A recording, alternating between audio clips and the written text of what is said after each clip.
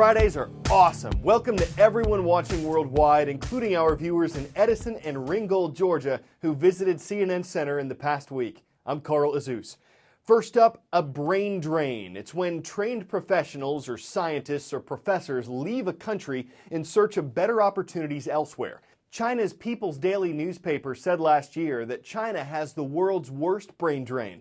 In 2013, 8.5 million Chinese were living abroad, but only about 850,000 people had moved to China.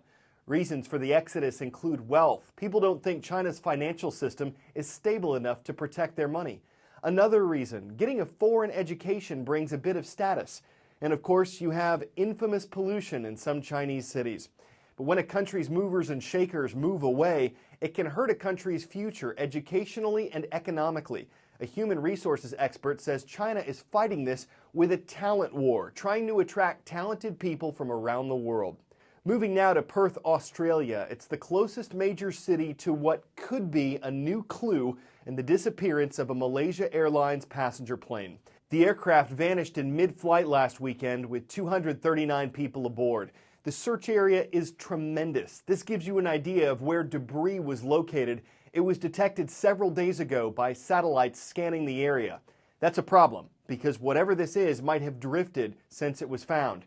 And while it could be debris from the missing plane, it could also be another false lead, something that fell overboard from a ship, for example. The southern Indian Ocean, where two objects were detected, is one of the most remote places in the world, and everything from waves to weather is hampering the search. Time for the shout-out.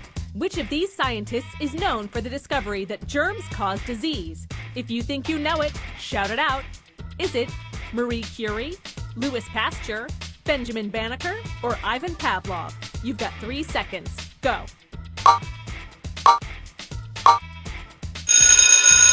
It was Louis Pasteur who found a link between germs and disease in the 1860s. That's your answer, and that's your shout-out. Pasteur's germ theory of fermentation goes a little deeper than the 5-second rule, but some researchers in Britain say that rule is not entirely an urban myth. Here's what they did. They dropped food on the floor for different amounts of time and then picked it up to see how much bacteria was on it.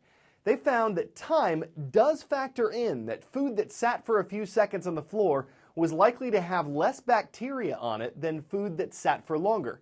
In their study, the type of floor mattered. Carpeted floors were least likely to transfer bacteria. Laminate or tiled floors were most likely. But while that and the 5-second rule do count for something, the lead professor on the study said any dropped food can pick up infectious bacteria depending on how nasty the floor is. You probably heard the reports that public Wi-Fi, free internet connections at airports and coffee shops isn't always secure, that a hacker could use it to tap into your phone or computer.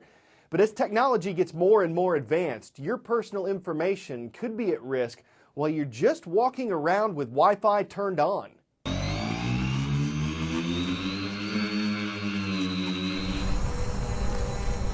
So you can see 3 devices or 3 mobile phones down below, and we're collecting data about at least those 3 people.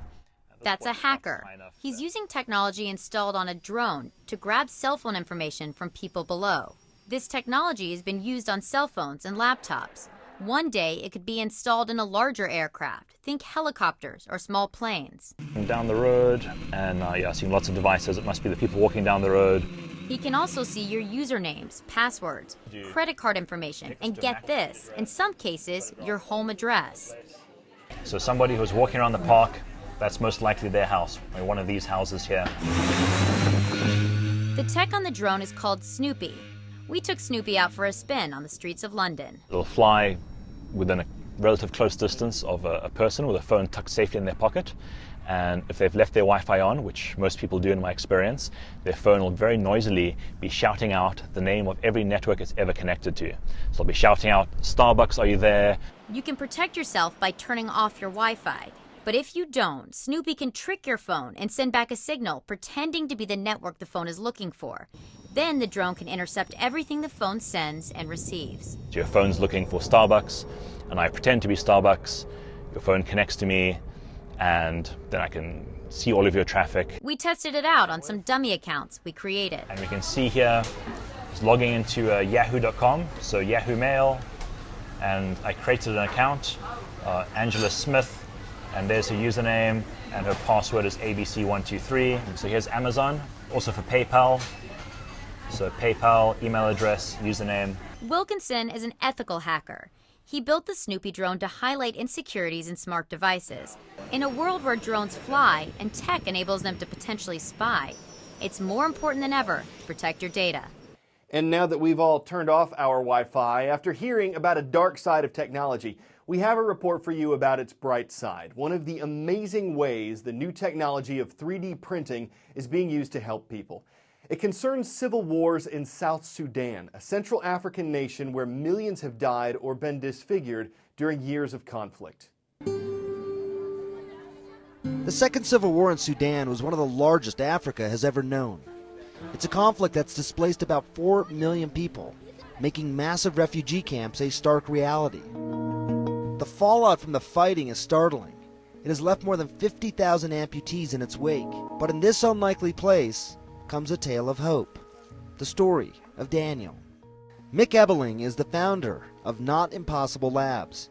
It's a nonprofit whose main mantras are help one, help many, and technology for the sake of humanity. What is 3D printing of an arm? I mean, for people who've never heard of this, what does that mean?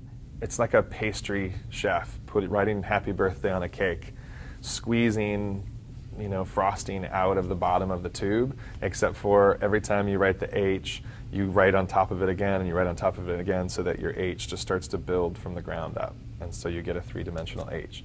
And that pastry tube is, on a 3D printer, is called an extruder, and the frosting is this hard kind of plastic spaghetti that gets spit through the extruder, heated up, and then spit out in whatever shape the program is going to do it at.